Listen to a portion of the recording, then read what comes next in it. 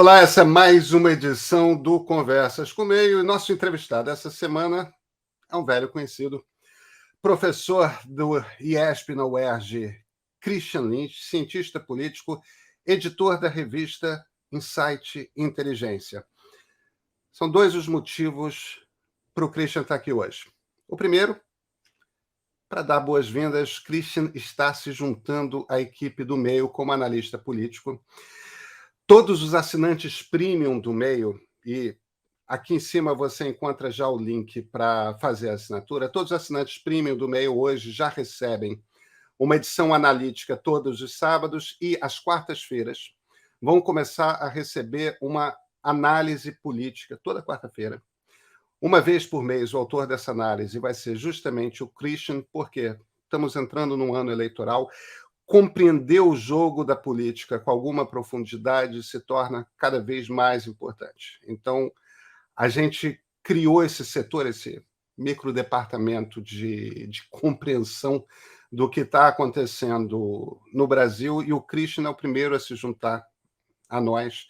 Então, uma vez por mês, o Christian vai ser o autor de uma análise política, tentando decifrar um pouco de tudo o que está acontecendo ao nosso redor.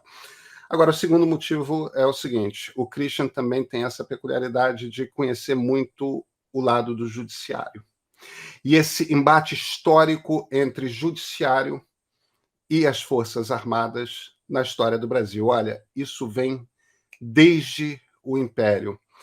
Foi, vocês vão logo perceber, uma entrevista na qual as emoções, tanto da minha parte quanto da dele, estão um tom acima do habitual.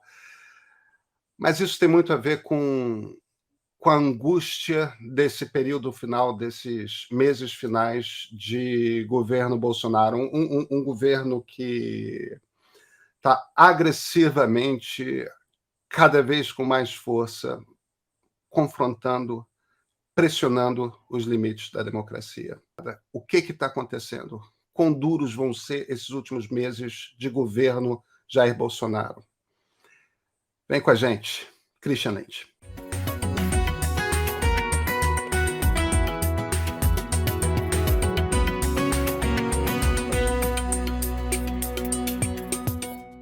Christian Lynch, muito obrigado por ter aceito aqui o convite para o papo. Agora, como colegas de trabalho, né, Christian? Bem-vindo ao Meio.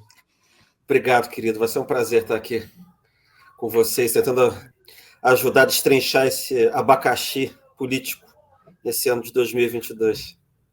Até porque esse ano vai ser punk, né, cara? Deixa eu começar por uma conversa que a gente estava tendo por WhatsApp hoje mais cedo.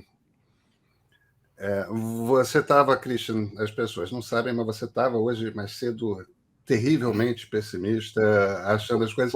E isso é uma conversa recorrente que nós temos, que a maneira como o Brasil anda, de vez em quando alguém está ali do tipo, vai dar tudo errado, isso vai terminar numa ditadura, como é que a gente vai sair disso? Que tempos, hein, Christian? A gente periodicamente fica assim. Agora, você me contou um segredo, achei que você não ia me desvelar, me desnudar aqui na frente do pessoal, não. Entendeu? Porque isso foi feito assim, aqueles momentos que você... Tem uma hora que você claudica, né? Você dá uma caída e tem que levantar de novo. Mas eu andei dando uma... Estava até brincando com você aqui antes de começar a gravação, né? Levar 2 gols, assim, logo nos primeiros 10 minutos do jogo.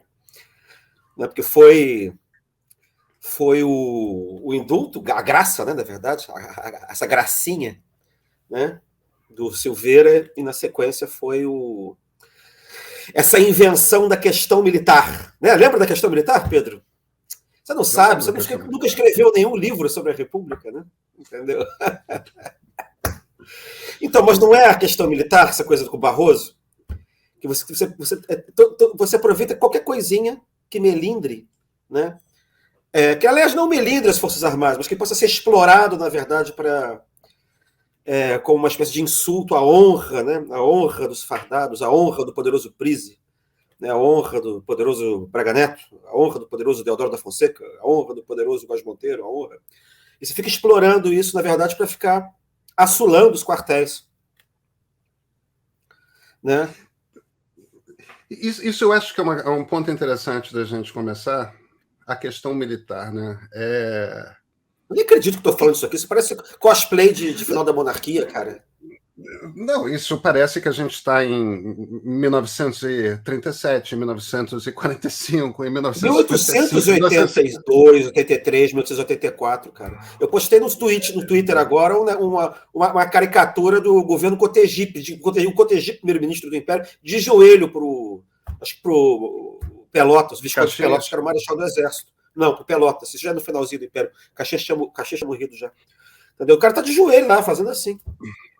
Porque a questão é, em qualquer lugar, em qualquer república normal, um político qualquer, no caso foi o ministro do Supremo, mas um político qualquer, alguém da vida pública, faz uma queixa do Exército, faz uma queixa qualquer, nenhum general responde, Christian. Nenhum general responde, não tem que responder. Não tem que responder, eles não são políticos, eles não são atores do debate a respeito das questões da nação. Eles existem para quê? Se a nação for invadida, a gente tem como se proteger. Eles existem para quê? Se houver algum problema de segurança interna terrível, que a gente precisa de alguma força extra, e não bastam as polícias, aí tem como uma força de reserva as Forças Armadas, mas eles não têm que participar do diálogo sobre as coisas do cotidiano. E de alguma forma, isso simplesmente não entra na cabeça do raio das nossas Forças Armadas. Eles acham que eles podem. De onde que vem essa cultura maluca de que eles acham que eles têm alguma coisa para falar? Historicamente, a gente entrou numa encrenca desde que começou a questão militar no Império mesmo. Eu sei que parece uma coisa muito remota, mas não é, não. Porque o que eram as questões militares? As questões militares eram o seguinte: você tinha o exército se achava, como sempre, o cocô do cavalo do bandido, porque eles tinham crescido na Guerra do Paraguai, e eles eram a única corporação mais ou menos estruturada que tinha uma certa autonomia de carreira e tinham quadros deles que não eram bem pagos, né? Então você tinha uma espécie de um ressentimento da classe civil, que era formado por bacharéis, né? Eles chamavam de os casacas. Então você tinha esse horror, né? E você tinha um plano mesmo de dar mais poder ao exército. Depois da morte do Duque de Caxias, que controlava a situação, isso foi piorando. Você tinha gente do exército que era senador do Império, conselheiro de Estado, e eram dois. Era o Deodoro, que era do Partido Conservador, e era o Visconde de Pelotas, que era e o Marquês de Herval, general Osório, que era do Partido Liberal. Agora, o que acontece? No final do Império, você começa a ter essas questões militares, com a fundação do Clube Militar, cujo primeiro presidente foi o Deodoro da Fonseca, né, que ficava explorando, na verdade, questiúnculos. Por exemplo, acho que foi um ministro do gabinete Cotegipe, que era ministro da guerra, naquele tempo os ministros eram civis. Né? Você teve uma insubordinação de um tenente e o ministro deu, sei lá, 15 dias de cana por indisciplina. Isso logo foi explorado, acho que foi o tenente Madureira, teve umas 2 ou 3 questões militares. Isso foi explorado dentro do exército como desonra à corporação. Assim, as coisas mais insignificantes eram exploradas para você fazer crescer o exército. E os republicanos, que eram os golpistas da época, começaram a embarcar e ficar assolando o Quintino Bocaiúva, e ficar assolando esse negócio para ficar emparedando eu ia dizer a República, para ficar emparedando o regime, entendeu? O regime constitucional. Até que no final foi uma questão militar que derrubou o Império e implantou a ditadura militar. Foi exatamente isso. Então, assim, quais são os sustentáculos desse negócio da questão militar? É uma doutrina que chama-se doutrina do cidadão fardado, que é o soldado, ou do soldado cidadão. Mesma coisa. Soldado cidadão ou soldado fardado ou soldado cidadão. Cidadão fardado. É exatamente isso que você está falando. Que o exército não tem que ser o grande mudo, como se diz na França. Que as Forças Armadas, que dentro do peito de um soldado bate o coração de um cidadão. Então ele pode se falar de política, pode falar de partido, ele pode dar pitaco no que ele quiser, e eles, como corporação, podem falar como quaisquer outras corporações, como se civis fossem, como se as outras corporações não fossem armadas. Tá? Então, essa doutrina é que está sendo reavivada. Isso que é impressionante. Porque essa doutrina ela ficou viva durante um século, até ela ser morta no final dos anos 80, quando acabou o regime militar, debaixo das denúncias de tortura, debaixo daquela inflação galopante, da ruína econômica, que no final o regime militar levou o país. Eu escrevi em 2017 um artigo em que eu falava do assunto, dessa doutrina, e no final eu dizia, ela morreu na década de 80, eu imaginava que 2 anos depois ela estava de volta. Tá? E ela está de volta exatamente. E o que o governo Bolsonaro está fazendo é a mesma coisa. Eu nem acho que necessariamente as Forças Armadas sejam assim, mas ele incentiva o tempo inteiro que elas sejam assim, que elas se levantem, que elas se pronunciem, e que desde que elas falem em nome dele. Então, ele é o dono do Exército, ele é o dono da Aeronáutica, ele é o dono da Marinha, e ele usa as Forças Armadas, que são dele, que são do povo, porque ele representa o povo, contra os poderes constituídos a hora que ele quiser. Ele pode fazer isso? Não. Ele tem esse poder? Não. Mas ele consegue, habilmente, botar a agenda dele para frente e fazer parecer cada vez mais que ele tem esse poder. Mostrar esse poder é fundamental para mobilizar o público dele.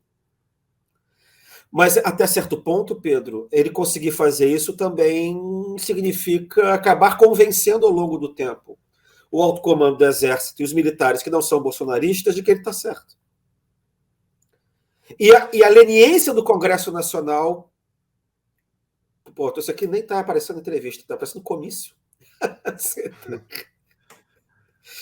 E com a leniência do Congresso Nacional isso fica pior ainda, né?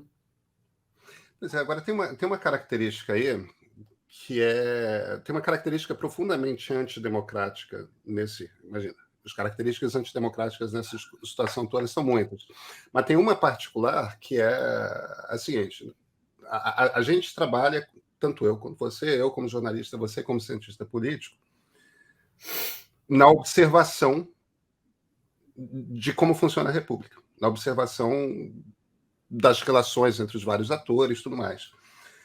A gente não consegue fazer uma análise das Forças Armadas. Por quê? Porque elas são opacas. A gente não conhece o que pensam os generais do alto comando, os 4 estrelas todos. A gente tem muita dificuldade porque eles falam pouco, porque eles não se expõem à imprensa, porque eles não se expõem a entrevistas com cientistas políticos, porque eles não se expõem, porque eles são uma corporação opaca. Então tem uma dificuldade aí que é o seguinte, cara, deputado federal, com todos os trocentos mil defeitos que a nossa Câmara dos Deputados tem, você entra lá dentro, você fala com o deputado que você quiser. E eles falam, eles têm o hábito de falar. Falam em on, falam em off. Existe uma... Compreende-se que faz parte do ofício de ser deputado prestar contas. Falar o que está pensando. Às vezes tem teatro? Às vezes tem teatro. A gente tem uma reclamação, com muitas razões, diga-se, de que os nossos ministros do Supremo falam demais, deviam falar apenas pelos autos. Falam muito. Tudo bem. Não, tudo bem, falam demais mesmo, mas existe uma transparência nisso, porque, no fim das contas, pode ser ruim para a justiça, mas você sabe quem é o Gilmar Mendes. Você sabe quem é o Edson Fachin, você sabe quem é Luiz Roberto Barroso, você sabe quem é Carmen Lúcia, você sabe quem é o Toffoli, por aí vai. A gente, depois de um tempo, você começa a entender quem são esses atores todos. O problema dessa entrada das Forças Armadas no jogo político é que entrada tira não, volta. de nós essa volta. Retorno. O problema desse retorno dessa gente cheia de estrelinha na roupa é que eles tiram de nós, como cidadãos de uma democracia, o direito de conseguir compreender como é que está o jogo de forças. Isso é profundamente antidemocrático, cara. A gente tem O setor público, o Estado, tem a obrigação de ser transparente perante a sociedade dentro de uma democracia. A gente não consegue ler por completo esse jogo por causa disso, né? Mas assim, você está falando de uma questão de transparência, mas parece que tem uma contradição aparente na nossa conversa aqui, né? O certo é a gente não saber mesmo nem quem era o nome de general nenhum. Era não saber o nome de general nenhum. É não saber o que eles pensam. Isso é que interessa para o cidadão. O que eles pensam é objeto de indagação de pesquisadores, de investigadores, de antropólogo, de sociólogo, de cientista político. Entendeu? Não era para a gente saber. Porque o que acontece? As Forças Armadas são uma burocracia do Estado. Burocracia do Estado. Você tem dois setores burocráticos. Um é civil, outro é militar. Burocracia não decide nada. A burocracia obedece. Isso é a regra.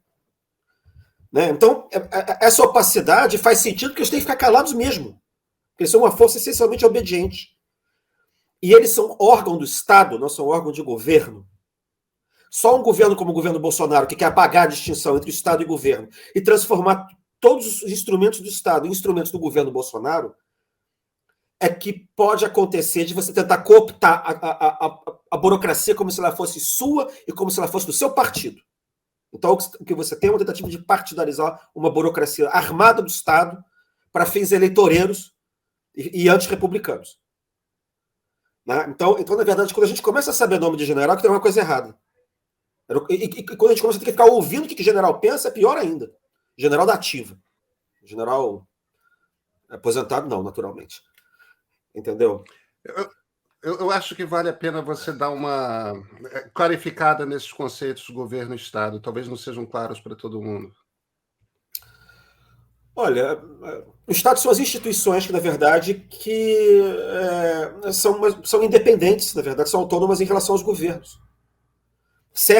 Podem servir, por exemplo, as instituições do Poder Executivo, do Judiciário, do Legislativo, elas existem a despeito das pessoas que estão lá.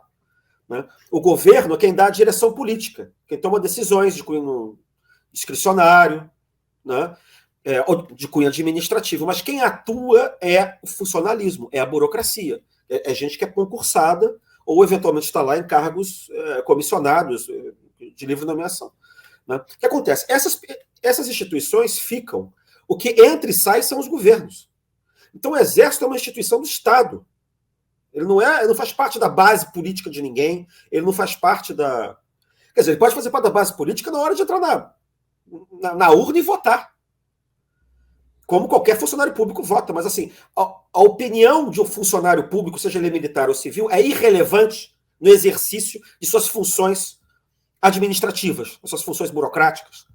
Né? Então, assim, por exemplo, eu sirvo a qualquer governo que vê, como funcionário público, eu sirvo a qualquer governo. Se o meu papel é fazer análise de relatórios que são enviados não sei quem, eu vou fazer análise, seja o presidente, seja o Fernando Henrique, seja o Lula, seja a Dilma, seja quem for, seja o Bolsonaro.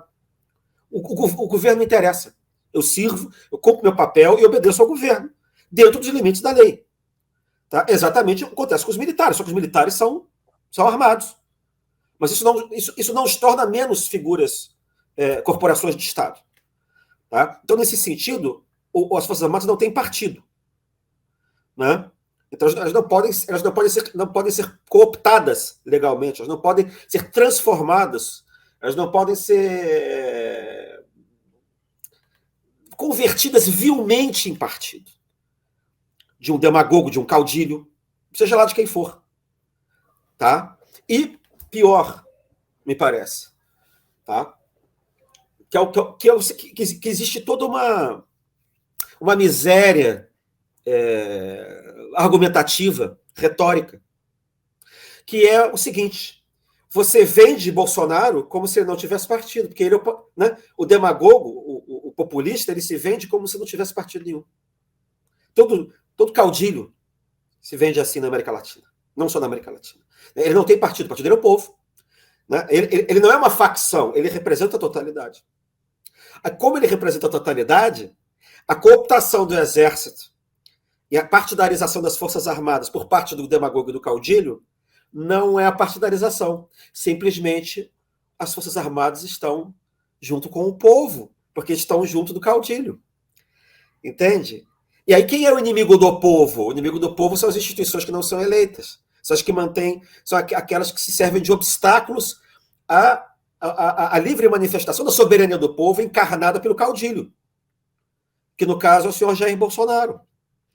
Tá? Então, você usar as Forças Armadas para jogá-las contra o Supremo Tribunal Federal ou contra o Congresso, na verdade, é totalmente democrático nessa chave. Porque o mito representa, o caudilho representa o povo. O Exército, as Forças Armadas estão do lado do povo. Né? E aí, o que acontece? O Supremo Tribunal Federal é uma oligarquia de pessoas que querem o mal do povo. Né? E impedem o governo do povo, pelo povo encarnado no caudilho. Então, nada mais democrático do que você botar abaixo essa gente e não respeitá-los. Né?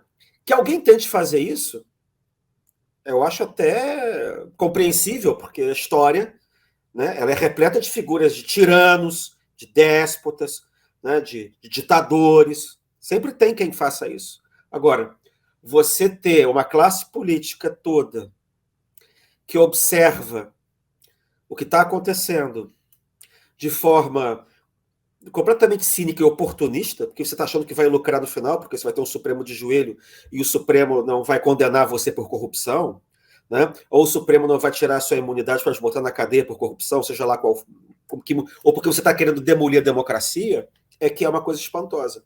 E é isso que chama a atenção, né, num momento como esse, em que a gente fica com a impressão de que as instituições realmente estão apodrecendo, porque elas não se defendem.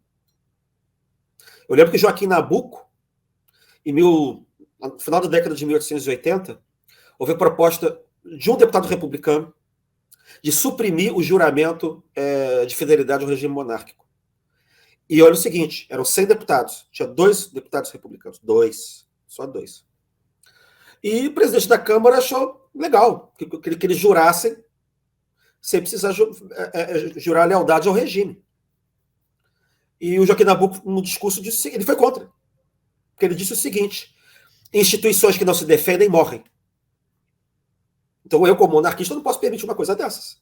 Você tá, quer dizer, parece que tem uma fase de leniência, uma fase de apodrecimento, de torpor, sabe, de descrédito, em que as coisas vão chegando a esse ponto por falta de reação.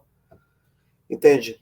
Bom, desculpa esse discurso comício, mas foi você que me desvelou o meu mau humor no começo aqui, o meu pessimismo momentâneo no começo desse papo. Sabe por que eu fiz isso? Porque eu acho que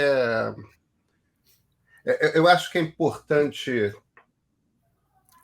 Eu acho que é importante a gente falar sobre isso, porque parte da lógica desses autocratas como o Bolsonaro é quebrar a espinha da resistência democrática. E eles fazem com esses ataques constantes. Tem uns dias que a gente acorda cansado, cara. Qualquer um de nós, entende? É porque a intimidação o dia inteiro, né? É intimidar o dia até cansar, desistir. E é engraçado você citar Joaquim Nabuco, porque nos muitos sequestros que o bolsonarismo faz, um dos sequestros que o bolsonarismo fez é da imagem do Nabuco, né? A quantidade de bolsonarista que tem certeza que o Nabuco estaria lá, tipo, uma das figuras mais democráticas. Não. Que o Império produziu, entende? O Pedro II, cara, que era o chefe de Estado mais liberal, mais defensor da liberdade de imprensa, o Império inteiro. Ele tinha, os professores do NET, tinha um professor que era republicano, ele não tinha nada com isso, ele era tolerante até demais, chegava ao grau da permissividade no liberalismo dele. Entendeu? Joaquim Nabuco foi ele, Rui Barbosa. Rui Barbosa também teve gente que estava tentando vender ele de conservador. Tudo pegando pedacinhos, né? Inventando falas. Você imagina que outro dia alguém que eu nunca pensei que fosse me perguntar um negócio desses, cara, veio me perguntar onde foi que o Rui Barbosa disse que a pior ditadura que existe é a ditadura do judiciário. Isso é um negócio que roda em tudo que é coisa bolsonarista. Rui Que Barbosa. a pior ditadura que existe é a ditadura judiciária. Rui Barbosa jamais disse isso. Nunca disse isso. Isso é incoerente com a visão de mundo do Rui Barbosa. Não tem mais nenhum sentido. Mas é que está essa coisa da propaganda. Quer dizer, a modernidade tecnológica criou uma forma, né, de criar uma realidade alternativa, toda falsificada do ponto de vista histórico ou factual, que é o negacionismo. Quer dizer, como é que você tem essa junção, que já teve na década de 30, né, que a gente conversa sobre isso, que é uma junção entre hipermodernidade tecnológica a serviço do projeto mais reacionário que você pode ter. Quer dizer, é uma modernidade tecnológica que antes era o rádio, era o cinema, né, de fazer propaganda de massa. Na verdade, e o progresso tecnológico supostamente é um negócio que tem uma raiz no iluminismo, para ter propósitos radicalmente anti-iluministas, que com propósitos de liquidar a modernidade política, pautada pelo pluralismo, pautada pela tolerância, né, pela ideia de liberdade individual, de igualdade perante a lei. É fantástico. Né? E agora inventaram uma interpretação fascistoide da Constituição, de 88 também. Que é a interpretação segundo a qual o artigo 142 da Constituição daria um suposto poder moderador para as Forças Armadas para darem um golpe constitucional. É o Ives Gandra, né? O Ives Gandra mas aí é incrível, porque aí na rede já é assim. Ives Gandra é o maior constitucionalista do Brasil. Gente, Ives Gandra Martins é um velho senhor reacionário que se notabilizou um pouco como tributarista nos anos 70, 80, 90. Ele nunca foi constitucionalista de verdade. Entendeu? Escreveu um negócio de comentário à Constituição, mas ninguém nem cita esse sujeito. Esse cara não existe no ponto de vista acadêmico, ele não tem respeitabilidade nenhuma. Zero. 2 zeros. Entendeu? E mais, em direito tem um tipo de interpretação que a gente chama de originalista, ou histórica. Né? Que é a interpretação de quem estava lá e fez a lei. Eles já estão dizendo que foi ele que fez. Mas isso é uma coisa velha. Do século XIX. Entendeu? Por exemplo, o Rui Barbosa dizia que ele sabia como é que funcionava os regramentos da Constituição de 1891, porque foi ele que tinha escrito. Isso é o tipo de argumento de que a Constituição sou eu, de alguma maneira, que foi eu que fiz. Né? Estão dizendo que foi ele que fez o artigo 142. Imagina onde que ele fez isso. Nem constituinte ele era. Você está entendendo? Então, mas essas são as mentiras que vão rolando. Aí fica difícil argumentar.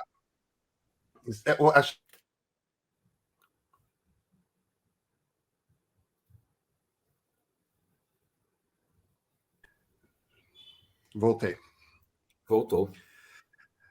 E o pior de tudo é que essa história é conhecida e contada. O texto foi escrito do 142, foi escrito por Fernando Henrique Cardoso e foi editado com a anuência do Zé Sarney, que era o presidente, pelo Leônidas Pires Gonçalves, que era o ministro da Defesa.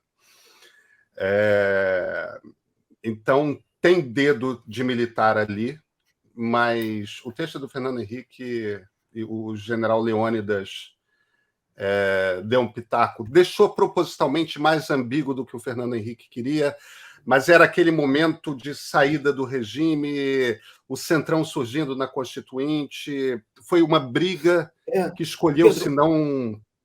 Pedro, você pode pegar qualquer edição de comentários, das milhares de comentários da Constituição de 88, de livros de doutrina, milhares, tirando a opinião deste senhor que dá aula há 215 anos na Escola Superior de Guerra, Ives Gandra Martins, ninguém jamais disse que o artigo 142 achou que fosse algum poder moderador. Ninguém. Isso aí é má fé, e é má fé velha. Isso que está me irritando é que isso é uma coisa velha. Eu comecei falando de questão militar do Império. Quando o Rui Barbosa fez a Constituição de 1891, né, ali dizia assim, as Forças Armadas são essencialmente obedientes. Quando você quer fazer a polícia, você faz, não interessa qual é o... Então, eles começaram a dizer que essencialmente não era inteiramente. Os militares começaram a dizer isso. Então não adianta você pegar, você torce de qualquer jeito, interessa o que está escrito, cara. Interessa o que está escrito. Claro. E até porque não tem muito mistério num artigo desses, porque ele está dizendo o que diz o artigo a respeito de Forças Armadas de qualquer Constituição de uma democracia liberal. Não é só isso não, cara. A Constituição diz que o Supremo Tribunal Federal é o guardião da Constituição. E aí eu tá vendendo que não, que o guarda da Constituição é o Exército, porque não está escrito isso em lugar nenhum. Isso não tá. O Exército, as Forças Armadas não são poder, sequer são poder. Do ponto de vista funcional, é uma burocracia pública, só que ela é militar, não é civil. Ela é essencialmente obediente aos poderes. Entendeu? Mas a gente está num jogo muito sujo. Porque são pessoas que fazem uma interpretação da Constituição para destruir a Constituição. Então eles não têm compromisso nenhum com nada, porque extremistas são isso. Né? É para destruir a democracia. Aí o meio não interessa qual. Você falou de um ponto importante que eu queria explorar, que é uma questão que você discute e vem discutindo mais e mais, de um grupo político que eu estava se referindo, evidentemente, ao Centrão, me corrija se eu estiver lendo errado o que você está dizendo, de um grupo político que achou por bem fazer o jogo do bolsonarismo e está topando, e está alimentando para o seu ganho. Agora, tem um limite para isso, né, Christian? Porque eles acham que pode controlar o incêndio. Que você pode botar o fogo só para pegar fogo só no quarto dos fundos. Que o fogo não vai tomar a casa toda, entendeu? Porque a lógica aí é o seguinte: o bolsonarismo interessa ao Centrão enquanto o Centrão estiver mandando no orçamento, enquanto o Centrão estiver com poder acumulado para cacete. Agora, no momento que descamba para uma ditadura, não tem mais deputado. Acaba o poder de Congresso Nacional. O legislativo não existe, só existe o executivo. Acaba a separação de três potências. É claro. É que eu estou falando assim, eles acham que... Quer dizer, o que está juntando o Centrão? Não é só o Centrão não, tá? Não é só o Centrão não. Claro. Vamos falar sinceramente. O Supremo Tribunal Federal está pagando os pecados da Lava Jato. Amargamente. Chorando rios, né? Chorando lágrimas de sangue. Se a gente parar para lembrar que 6 anos atrás o Supremo estava mandando prender presidente de Câmara por corrupção, né? E que o ministro Marco Aurélio achava que com a medida monocrática podia mandar prender o Renan Calheiros, e o Gilmar Mendes dava uma canetada e impediu o Lula de virar ministro da Dilma, da Casa Civil. Isso foi outro dia. Isso foi anteontem. Tá? Você imagina qual é a opinião que a classe política tem dessa revolução judiciarista, desse judiciarismo do Supremo Tribunal Federal. Por isso que... Então, eu garanto que isso aí deve ser 95% da Câmara e, sei lá, do Senado. Que estão gostando de ver, estão gostinho de ver o Supremo ser humilhado. Né? Então, o Centrão mais ainda, porque o Centrão é o covil favorito da corrupção, né, que foi o que mais foi atingido com a Lava Jato, lembra? Quando a Lava Jato, o Supremo passou a apanhar de que lado? Do PT e do Centrão.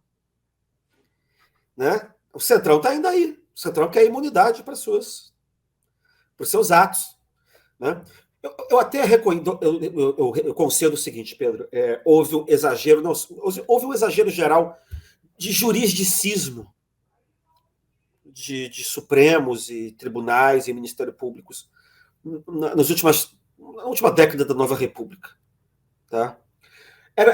Qualquer coisa você tinha o Ministério Público atrás, tudo tinha ação de improbidade, qualquer besteira que o prefeito fazia lá no interior de Quixeramobim, sei lá onde, dava confusão, dava prisão, entendeu? Era uma espetacularização de coisas que eram pequenas.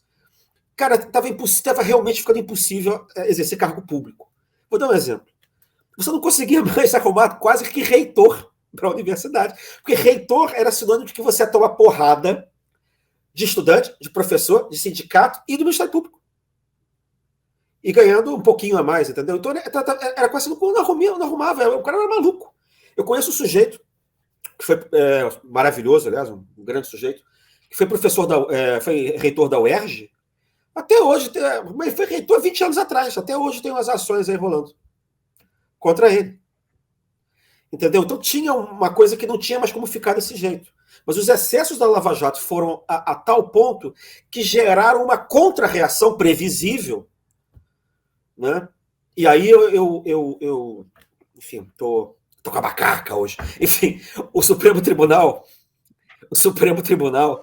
hoje dizendo que foi pego de surpresa pelo indulto, pela graça, essa gracinha do Bolsonaro. Tá, isso está aí hoje, aí, que, né, foi pego de surpresa, que não imaginava que o Congresso, que sempre esteve do lado dele, que ia ficar contra. Onde é que estão os ministros do Supremo Tribunal? Cadê a inteligência política dos ministros do Supremo Tribunal Federal? Eles estão fazendo o quê? A inteligência deles está passeando em Portugal, está visitando a Fundação Calouste Gulbenkian, lá em Lisboa, entendeu? Está dando entrevistas e passeando em Heidelberg, em Harvard, entendeu? Assim, pelo amor de Deus, cara, onde é que esses caras estão? Qual é? Esses caras não têm sensibilidade política? Perderam sensibilidade política? De 7 de setembro para cá? Entendeu? Então, o que acontece? Agora vem esse efeito bumerangue que a Lava Jato provocou, numa reação antijudicialista fantástica, que está servindo maravilhosamente bem aos propósitos golpistas do senhor Bolsonaro. Então, o que acontece? O Centrão, que quer impunidade e quer dinheiro, quer verba, quer poder, né? O Centrão, ele está achando que ele pode deixar, né, o fogo só vai pegar um quarto da casa, o quarto dos fundos, e acha que que é possível impedir que o fogo se propague pelo resto do imóvel. Entendeu? Então, ele acha que pode deixar o Supremo se enfraquecer, que depois ele vai poder puxar a corda coleira do Rottweiler de volta. Eu não estou certo disso. Porque quando a gente para e pensa na coligação que hoje sustenta o governo Bolsonaro, que já teve olavista, mas agora os olavistas estão, enfim, a gente viu lá a live ontem dos irmãos Weintraub, entendeu? Coitadinhos, né? Enfim, que são militares e o Centrão, basicamente, além dos neoliberais lá da economia, que são os pobres coitados também, enfim, que são os militares e o Centrão. Quem é aliado tático e quem é aliado estratégico? Quer dizer, quem é o aliado com quem você vai até o túmulo e quem é que você larga no meio do caminho no governo Bolsonaro? Os militares, né? Os militares é que são os aliados estratégicos, porque tudo que ele quer fazer é vender que o governo dele é um revival do regime militar, que é uma espécie de remake, tá, do regime militar. Então, no dia que você conseguir soltar a tigrada, que você conseguir soltar esse pessoal, enfim, quero ver como vai ficar o senhor Lira. Porque o dia que o presidente puder desrespeitar o Supremo Tribunal Federal, ele vai poder desrespeitar o Congresso também. E aí, meu amigo, o que impede um ato institucional que comece a caçar gente lá dentro? E por que você não vai caçar... E aí eu te pergunto mais. Pega os militares.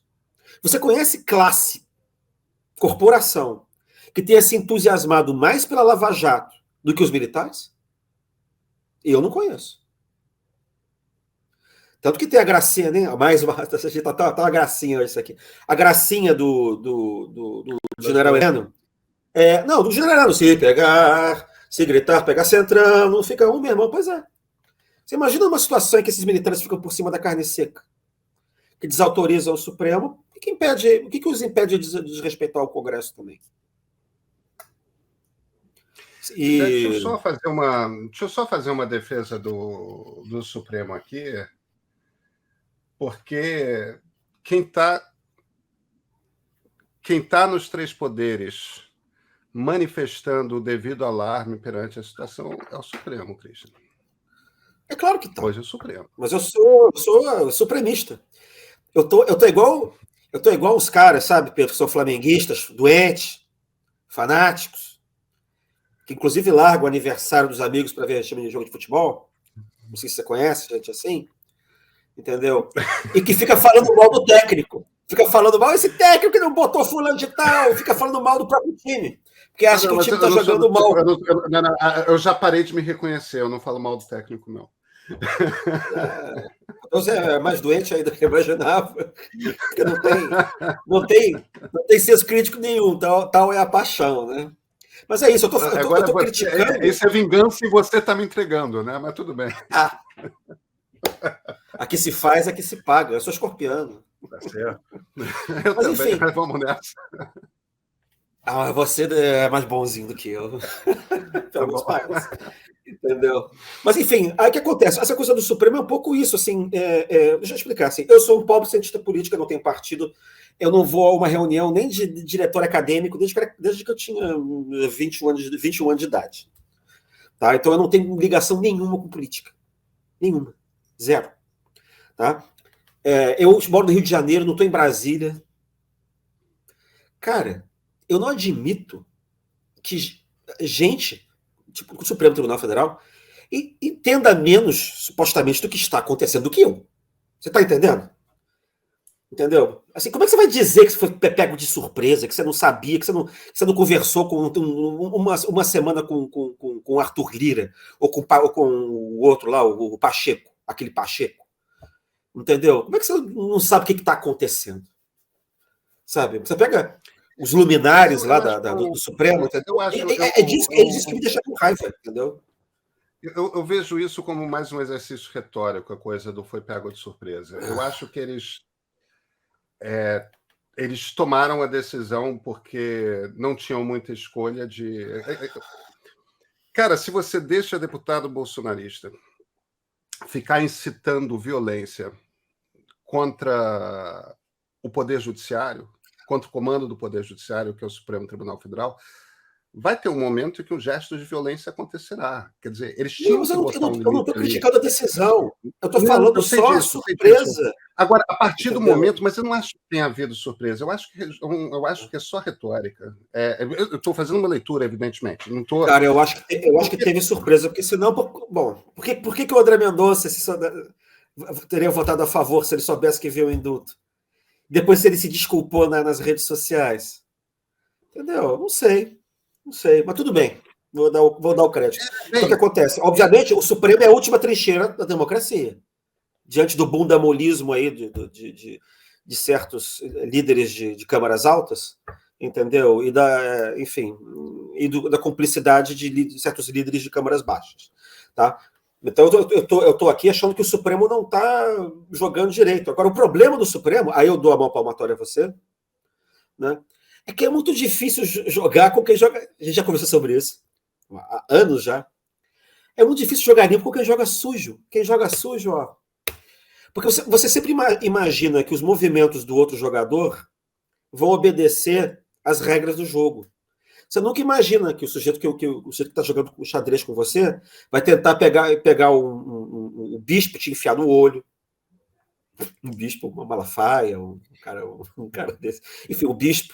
Tá? Que vai te enfiar no olho, que ele vai jogar, sei lá, um copo d'água na tua cara quando você vai jogar. Você não fica imaginando isso. Aí realmente fica difícil. Como é que você vai ficar prevendo os passos de quem joga mal? Jogando sujo. Você gosta de citar muito lá o Levitsky, o outro lá que escreveu como é que as democracias morrem, e você fala muito na questão do hardball, né, do jogo desleal, da entrada desleal. Mas é isso, o tempo inteiro é jogo desleal. Você vai dizer, cara, quando é que foi que se deu graça a alguém aí? Sei lá, Getúlio Vargas deu graça aos Grace lá em 1933. Nesta Constituição não aconteceu. Nunca houve uma graça presidencial. Então é isso. Então a gente sabe que o artifício é fazer o quê? Você usar a Constituição para destruir a Constituição. Você vai mudando o sentido da Constituição, desrespeita todos os precedentes, diz que está na legalidade, né? O nome disso na literatura é a legalidade autocrática, e você vai mudando todos os sentidos da Constituição. Daqui a pouco a Constituição de 88, que é a Constituição cidadã, vai virar a Constituição fascista. Daqui a pouco eles estão vendendo isso já. Né? E daqui a pouco estão vendendo que o Supremo Tribunal é o que é o golpista. E que o presidente Jair Bolsonaro é o defensor das liberdades constitucionais contra o golpismo. E tem ao seu lado o povo representado pelo gado e pelas Forças Armadas. Não tem golpe, Pedro, que não se apresente como contragolpe, né? Você é historiador também, sabe disso. Eu não sou historiador. Desculpa, hoje eu estou meio com raiva. Daqui a pouco os historiadores estão batendo aqui, eu fico dizendo que você é historiador. Não sou não. Bela maneira de estrear aqui na coluna. Aqui. Não tem.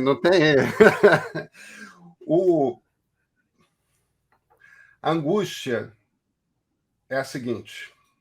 Aí, provavelmente, o que vai acontecer é que o Supremo vai, no colegiado, considerar inconstitucional a graça.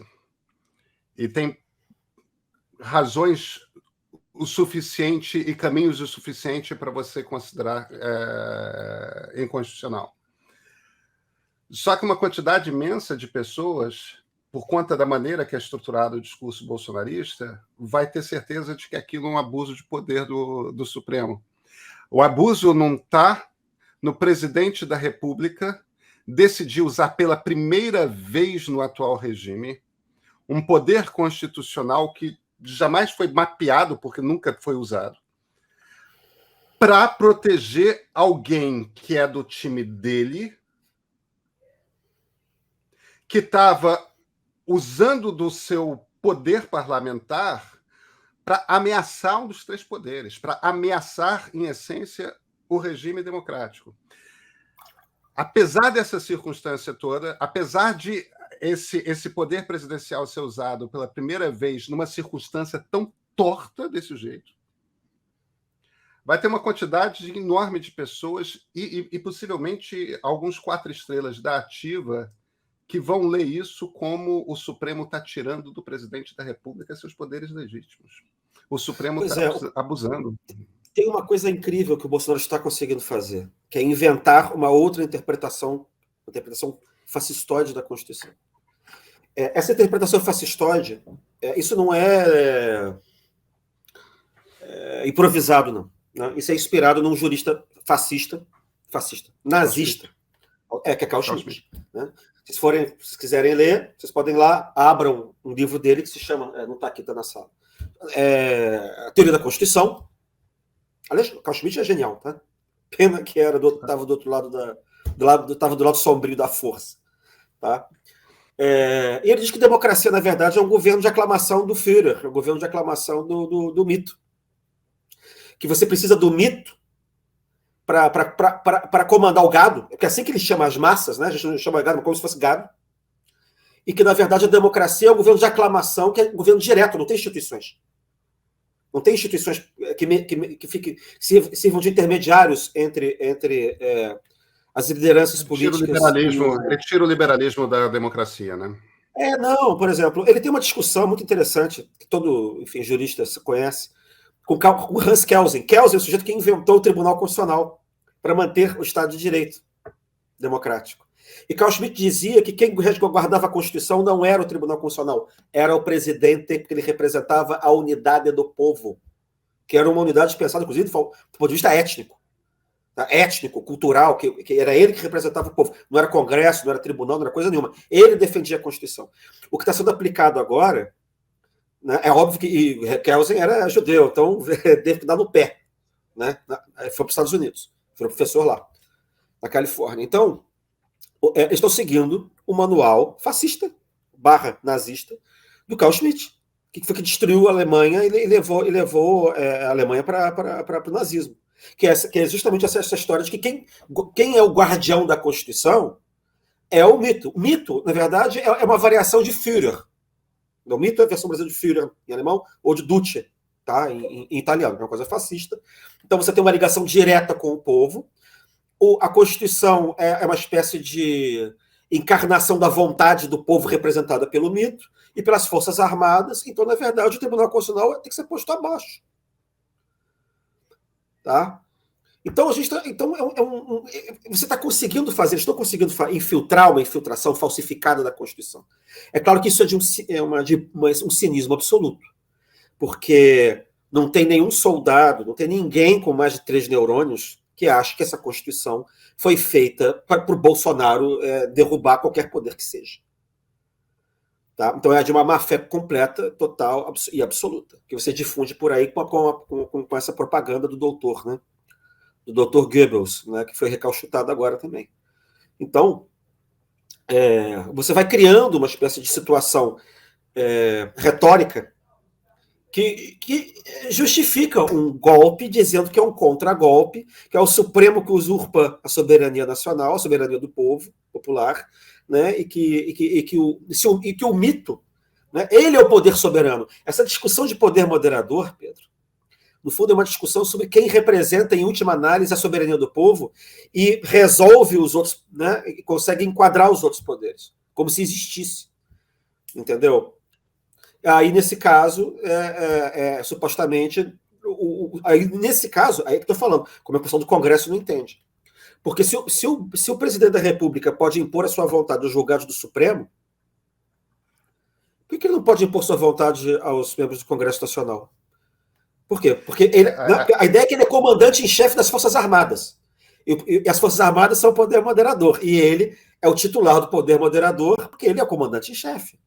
Então, ele pode calar todos os outros poderes, e governadores, e prefeitos. E você tem que ter justificado a autocracia. Aí sim, lançando mão de um clichê, mas no caso desse clichê, de fato, uma frase de Rui Barbosa, alguém tem que ter o direito de errar por último, e quem erra por último é o Supremo, no sentido de que alguém tem que dar a decisão final.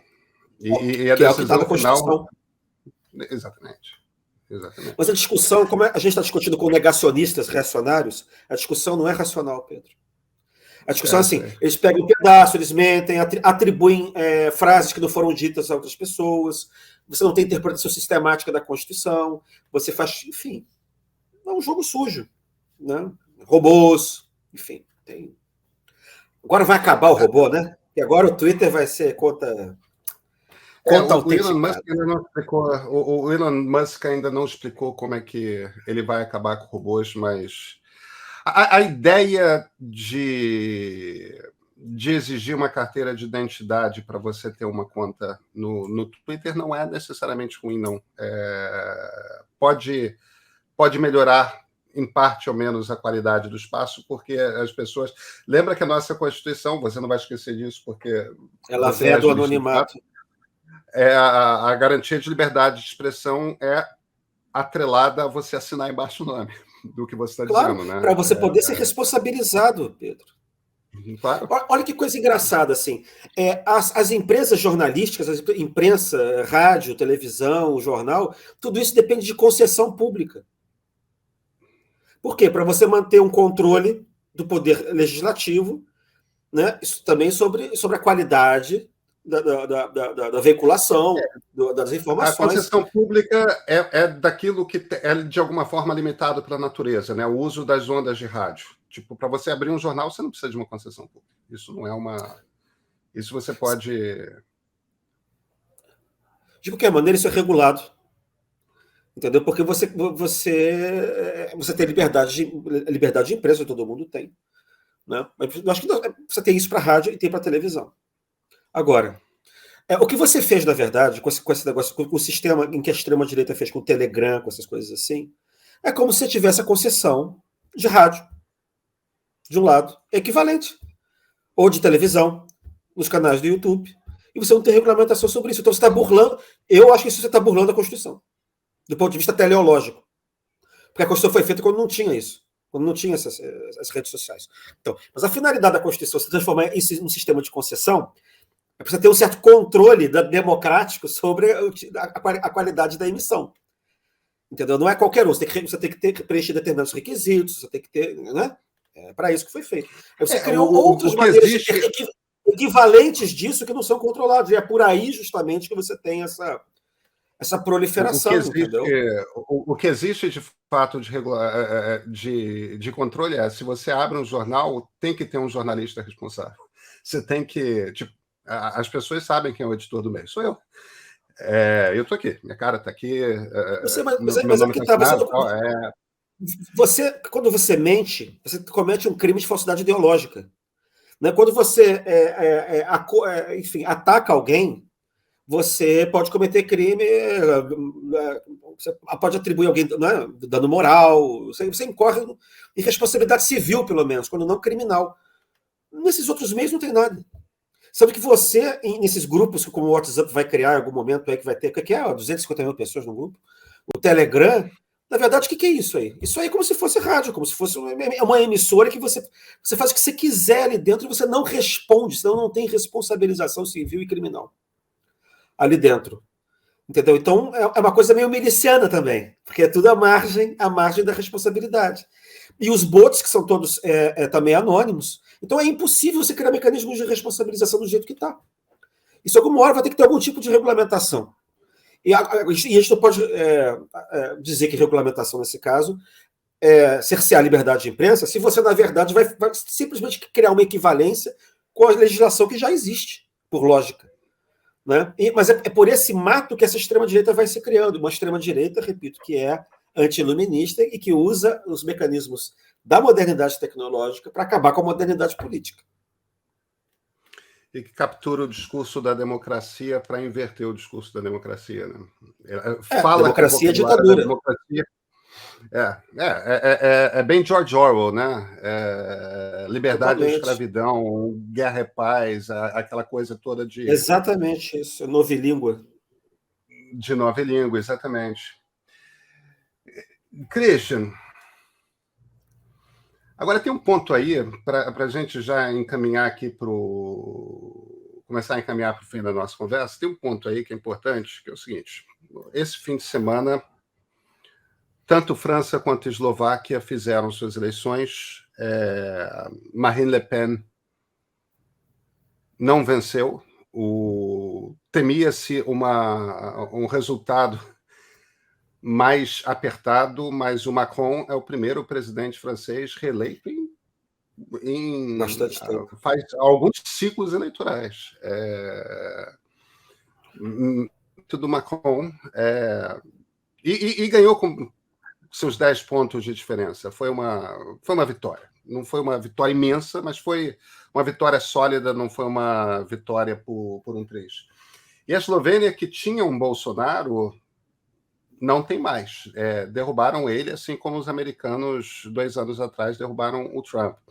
A gente olha aqui para o ambiente latino-americano, os chilenos acabaram de eleger no Gabriel Boric um sujeito que é de uma esquerda, que é uma esquerda muito diferente do que a gente via na esquerda latino-americana, né? Uma esquerda que chama Venezuela e Nicarágua de ditadura, uma esquerda que começa a incorporar preocupações do século XXI, né, com o novo trabalho, esse tipo de coisa. Embora a esquerda que venceu na Argentina seja aquela velha... A Cristina Kirchner afinal de contas, a vice-presidente, não tem esse populismo, com exceção da Venezuela. Aqui na América do Sul, não, se bem que tem o Pedro Castillo também no Peru, mas o clima, em geral, na América do Sul parece ser contra os populistas. O clima na Europa é contra os populistas. Nos Estados Unidos, o Trump perdeu. O Orbán venceu, mas Viktor Orbán venceu, está no 3º mandato, e ele já mudou tanto a Constituição que ali já virou um jogo viciado, que a coisa já está redesenhada, no nível de redesenho de distrito, para impedir que a oposição tenha condição de eleger um número suficiente de deputados. Sabe aquela coisa de sair fazendo desenho criativo de distrito para isolar os bolsões de oposição? Isso tem um nome em inglês. Isso faz os Estados Unidos também. O gerrymandering. Isso mesmo. Então você tem o Orbán venceu, mas ele mexeu tanto naquela Constituição que você precisa ter uma maioria gigantesca para conseguir eleger maioria no parlamento. E tem outra coisa, né? Você não tem mais corte constitucional imparcial para dizer que as mudanças que ele faz... Não tem, porque o Orbán fez exatamente a mesma coisa que o Chávez, né? Se reelegeu, fez uma Constituição nova, e a primeira coisa que fez na Constituição foi mudar a composição da corte para aumentar o... Mas o ponto aqui que eu estou fazendo os ventos, apesar disso tudo que a gente está vivendo aqui no Brasil, apesar de Bolsonaro estar crescendo nas pesquisas, apesar de crise na comunicação da campanha do Lula, apesar de a terceira via não conseguir. Sim, ele vai perder. Os ventos ainda parecem soprar contra Jair Bolsonaro, não parecem, não? Sim. Por isso mesmo, né? Que ele precisa de um golpezinho, porque senão ele não precisava. Acho que tem 2 pontos aí. O primeiro é o seguinte: que é importante ter em mente é que as cortes constitucionais foram criadas para prevenir o retorno de fascismo na Europa. Né? A Corte Constitucional alemã, austríaca, italiana, né? Tudo espanhola, contra o franquismo, uma contra Hitler, outra contra Mussolini, outra contra Salazar, por causa de Portugal, né? No Brasil, contra a ditadura militar. E a solução que esses caras estão inventando agora é o quê? Aparelhar a Corte Constitucional. Então, isso explica também os movimentos do Bolsonaro hoje, já que ele precisa de mais um mandato para renovar. Né? Eu acho que, sinceramente, é o seguinte, que o jogo do Bolsonaro é um jogo eleitoral, em primeiro lugar. Mas ele tem que o tempo inteiro ficar simulando a possibilidade de que ele pode dar um golpe para ficar mantendo a base acesa. O problema é que, nesse meio tempo, Pedro, de tanto a gente ficar vendo essas coisas sendo repetidas e ele dominando a pauta o tempo inteiro, você vai criando um clima propício para alguma coisa que pode ser um plano B e não um plano A. Entende? Isso é ruim, porque isso se prolonga no tempo. Isso é um mal que se prolonga para além do tempo dele, porque você vai ter que ter um outro presidente depois comprometido com as instituições que ajude a restaurar, na verdade, a credibilidade das instituições republicanas. Tá?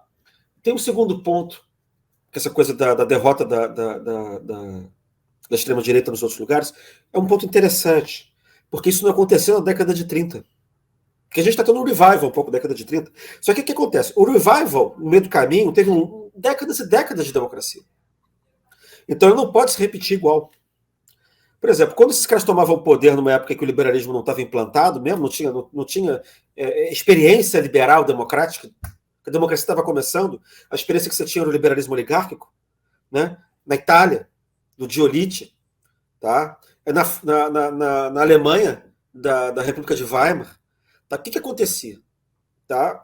Esses caras, quando os autocratas chegavam ao poder, não saía mais. Não tinha outra eleição depois para ele poder cair. Não tinha essa chance.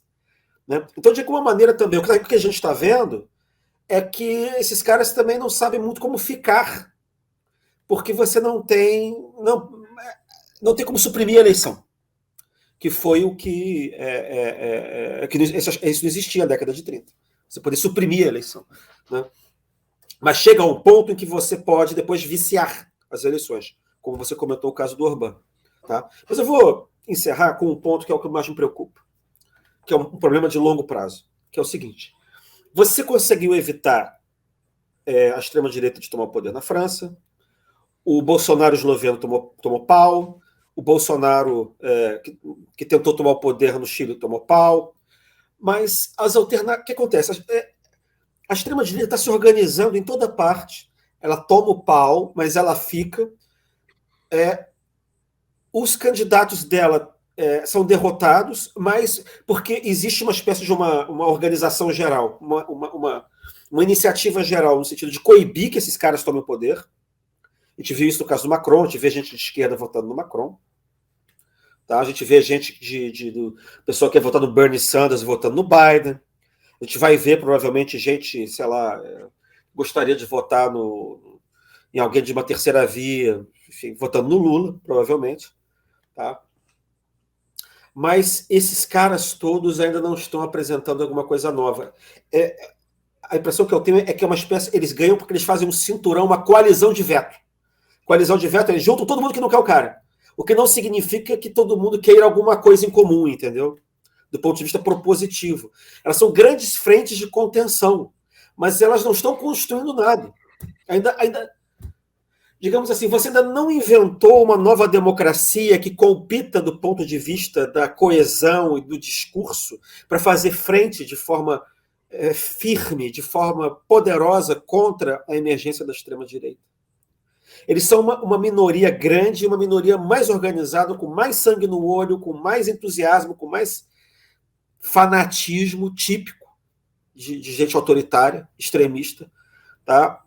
e por vários motivos, um deles talvez seja mesmo de modo de pensar intelectualmente, como é que a gente pode ser extremista se a gente é iluminista, se a gente é democrata.